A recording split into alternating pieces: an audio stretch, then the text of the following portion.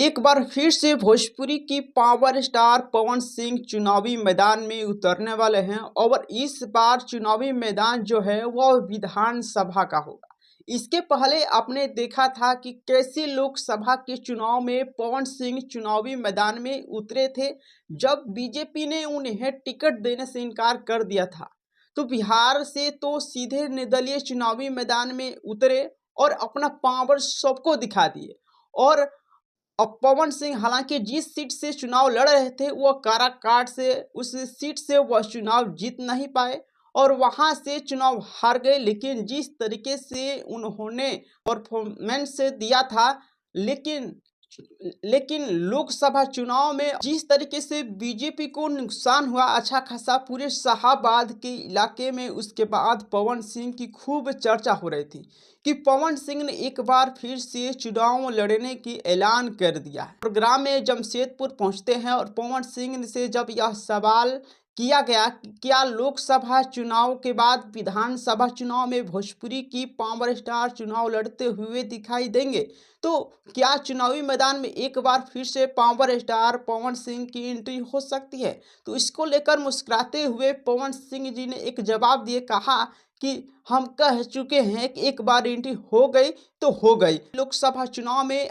आपने बिहार में चुनाव भी लड़ा था, तो क्या अभी भी बिहार विधानसभा चुनाव आने वाला है, तो क्या आप बिहार विधानसभा में आप चुनाव लड़ेंगे। तो मैंने बोला था नहीं, बहुत पहले तुम्हारे जीत से ज़्यादा चर्चा हमारी हार की होती है, क्या लड़ेंगे ना भैया।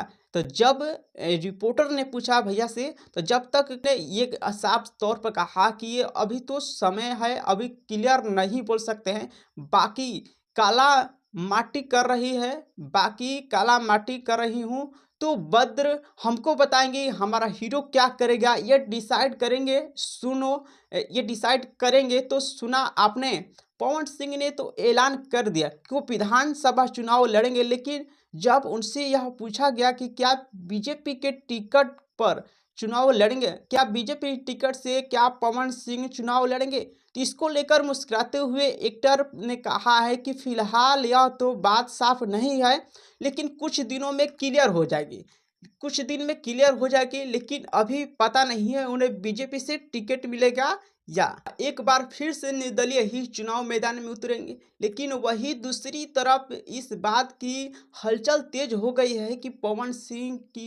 सिंह जो बीजेपी में इस बार विधानसभाओं में चुनाव में टिकट देगी। इस बार पवन सिंह को निर्दलीय चुनावी मैदान में उतरने से बीजेपी रोकेगी। इसकी जो चर्चा है वह इस बात से शुरू हो गई कि बीजेपी के प्रदेश अध्यक्ष दिलीप जायसवाल ने एक टीवी चैनल को इंटरव्यू में जब उनसे एक सवाल किया गया कि पवन सिंह की बीजेपी एक बार फिर से पार्टी में शामिल कराएगी, एक बार फिर से टिकट देगी, क्योंकि लोकसभा चुनाव में बड़ा खेल पवन सिंह ने कर दिया था। इसको लेकर दिलीप जायसवाल ने खुलकर तो बयान नहीं दिया, लेकिन साफ साफ जिस तरीके से इशारों इशारों पर बातें कही, उसने लेकर एक हलचल तेज हो गई। आपको बता दें कि दिलीप जायसवाल ने एक टीवी चैनल को दिया इंटरव्यू में, जब पवन सिंह का नाम आया और चुनावी को लेकर एक टिकट देने की बात आई, तो उन्होंने यह कह दिया कि बीजेपी एक ऐसी पार्टी है जो सबको साथ लेकर चलती है,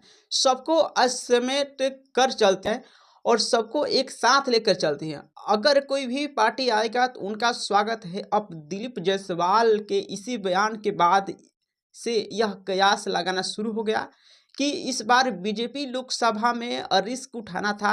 बीजेपी का जो नुकसान हुआ पवन सिंह की वजह से, इस बार विधानसभा में चुनाव का नुकसान बीजेपी को झेलने को तैयार नहीं है। इसलिए पवन सिंह पर बीजेपी का दाव लगा सकती हैं। नहीं तो अगर एक बार पवन सिंह वही खेल अगर दोहराते हैं, तो एक बार फिर से कहीं से ना कहीं निर्दलीय चुनाव मैदान में अगर उतरते हैं तो अच्छा खासा उनका नुकसान भी हो सकता है। जो पवन सिंह के पास है वो अंदाज़ा लोगों को लोकसभा चुनाव के बाद वक्त से ही हो गया। और आपको यह भी बता दें कि पवन सिंह जो है अगर विधानसभा अगर चुनाव लड़ते हैं तो बिहार में शाहाबाद से ही कोई सीट से होगा जहां से पवन सिंह चुनावी मैदान में उतरेंगे। वहीं से विधानसभा चुनाव लड़ सकते हैं। इसके अलावा आपको बता दें कि पवन सिंह के अलावा पवन सिंह की पत्नी ज्योति सिंह भी इन दिनों चुनावी मैदान में खुद बहुत ज़्यादा सक्रिय नजर आ रही हैं। और जब उनसे पूछा गया कि काफ़ी सक्रिय है तो वो विधानसभा चुनाव लड़ेंगी, तो इसको लेकर आपने सुना कि ज्योति सिंह ने भी बीते दिन यह साफ साफ ऐलान कर दिया है कि कह दिया है कि विधानसभा चुनाव तो लड़ेंगे। अब किस पार्टी से लड़ेंगे, या निर्दलीय लड़ेंगे, या अभी फिलहाल यह तय नहीं है, लेकिन विधानसभा का चुनाव है वह लड़ेंगे। जनता के बीच जाना है और काम कर रहे हैं। ज्योति सिंह की तस्वीर जो है वह जन सुराज के नेता के साथ सामने आई। आनंद मोहन के साथ एक तस्वीरें सामने आई है जो नीतीश कुमार जी की तारीफ करते हुए भी दिखाई दी ज्योति सिंह ने, जिसके बाद इस बात में क्यास लगने लगी कि ज्योति सिंह की महिला होने के नाते जेडीयू में टिकट दे सकते हैं। लेकिन हालांकि अभी भी किसी भी बड़े नेता का बयान इस पर सामने नहीं आया, नहीं पवन सिंह या फिर उसकी पत्नी की तरफ से कोई भी बयान आया। लेकिन और इसके बीच आपने देखिए कि पवन सिंह चुनाव लड़ने की जो चर्चा है वह तेज हो गई है। लेकिन खैर खुद की ऐलान कर दिया है। अब इंतजार है लोगों की घड़ी पवन सिंह को भी उस वक्त कब बीजेपी के तरफ से बातचीत बनती है फिर भी या फिर नहीं। आपको बता दें यह मनोज तिवारी शख्स है जो लगातार पवन सिंह के साथ मुलाकात कर रहे हैं, और पवन सिंह के जन्मदिन के भी मनोज तिवारी नजर आए थे, जिसके बाद से इस बात की चर्चा शुरू हो गई थी। पवन सिंह की जो एंट्री है वह हो सकती है बीजेपी के अंदर, और एक बार फिर से बीजेपी की तरफ से इस बार बिहार में कहीं शाहाबाद के किसी भी सीट से जहां पवन सिंह का मन हो वहां से शायद बीजेपी टिकट दे सकती है, इन पर लगा सकती है। और आपको याद होगा कि जब जन्मदिन पर जब पवन सिंह का था और वहां कार्यक्रम रखा गया था तो मनोज तिवारी वहां पर पहुंचे थे, और इशारों में पवन सिंह के इमोशनल होते हुए जब मनोज तिवारी से यह कहते हैं कि हमारे बड़े भैया हमें बहुत प्यार करते हैं लेकिन कभी कभी हमारी बातों को नहीं मानते हैं, मैं आपको बहुत प्यार करता हूँ,